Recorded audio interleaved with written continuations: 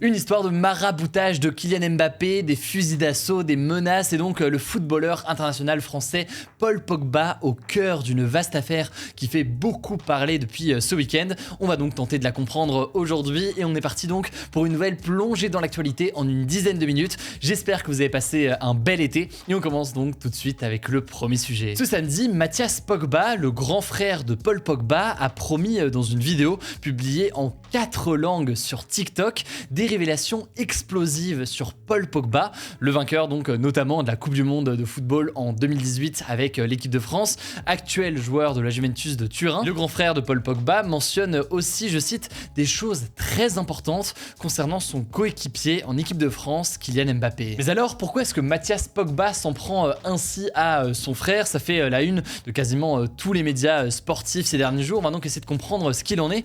En fait, plusieurs médias, dont France Info, ont révélé ce week-end qu'une enquête avait été ouverte pour tentative d'extorsion en bande organisée sur Paul Pogba. Et cette enquête a été ouverte par la justice ce mois-ci. En l'occurrence, c'est Paul Pogba lui-même qui a saisi la justice pour l'ouverture de cette enquête. Il dit être victime de menaces de la part de son grand frère Mathias Pogba et de plusieurs de ses amis d'enfance. Il se dit aussi donc victime de tentatives d'extorsion, c'est-à-dire donc que Mathias Pogba et son entourage tenteraient de lui prendre de l'argent. Paul Pogba a déjà témoigné plusieurs fois. Il a notamment raconté qu'au mois de mars, après un match de l'équipe de France et alors qu'il était allé voir sa famille en région parisienne, plusieurs de ses amis l'ont emmené dans un appartement où il y avait notamment 2 hommes cagoulés armés de fusils d'assaut. Selon Paul Pogba, ses amis d'enfance lui reprochent de ne pas les avoir aidés financièrement depuis qu'il est devenu joueur de football professionnel. Il lui réclame donc notamment près de 13 millions d'euros. Or, Paul Pogba affirme pourtant avoir aidé financièrement à plusieurs reprises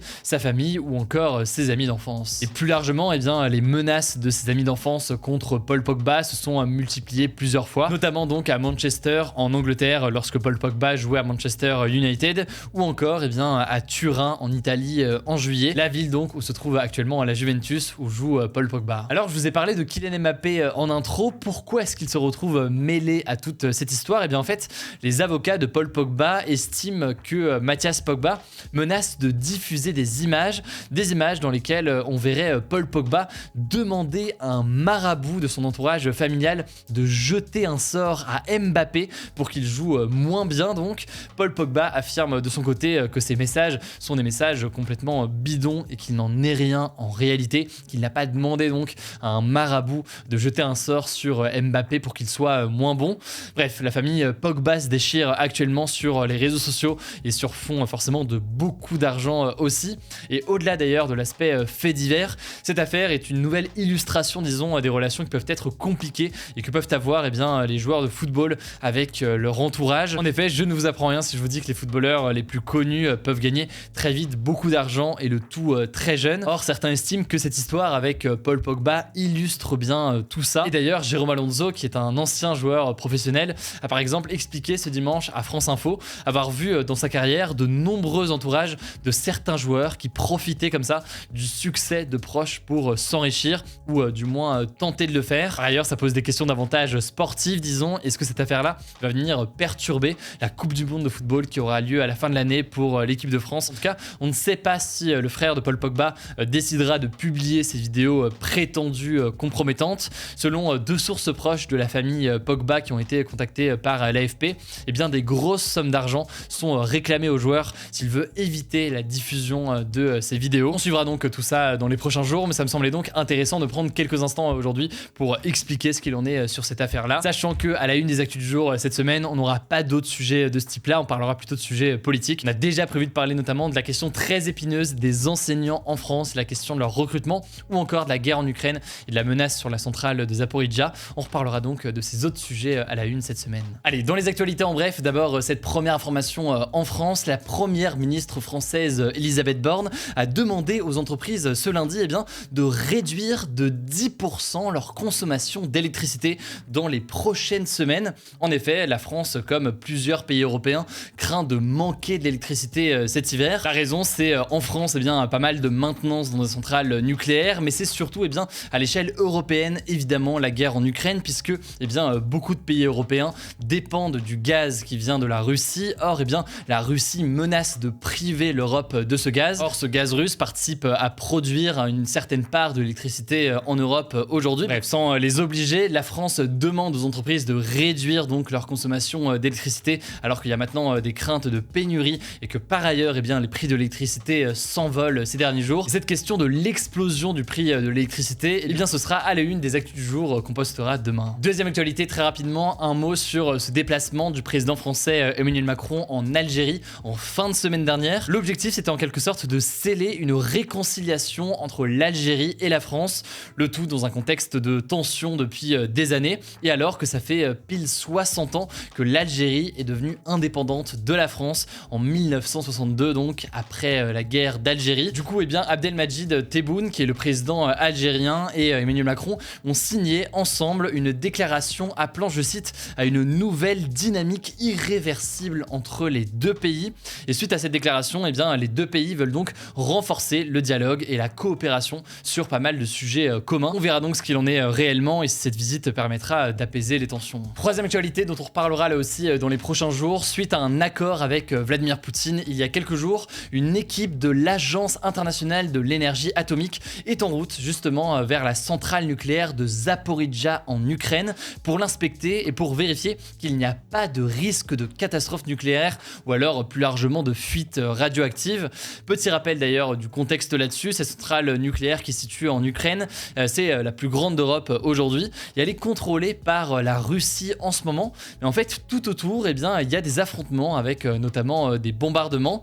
L'Ukraine et la Russie s'accusent mutuellement de ces attaques aux abords de la centrale nucléaire. Et jeudi, par exemple, eh bien, l'approvisionnement en électricité de la centrale nucléaire a été coupé pendant plusieurs heures avant d'être heureusement rétabli. Alors, on verra ce que disent les experts de l'Agence internationale de l'énergie atomique sur l'état de la centrale aujourd'hui et s'il y a réellement un risque ou non de catastrophe nucléaire. Évidemment, là-dessus, je vous tiens au courant. On continue avec une quatrième actualité au Pakistan, en Asie donc. Le pays est touché par des inondations de très grande ampleur. C'est en fait les pires inondations depuis plus de 30 ans selon le gouvernement pakistanais. Alors, ces inondations qui sévissent depuis plus de 3 mois maintenant ont déjà fait plus de 1000 morts dans le pays. Et elles s'expliquent par des immenses quantités de pluie, des pluies de mousson donc dans cette période-là qui sont tombées dans le pays. Il faut savoir justement que le Pakistan est particulièrement vulnérable au changement climatique. C'est précisément le 8e pays le plus menacé par les phénomènes météorologiques extrêmes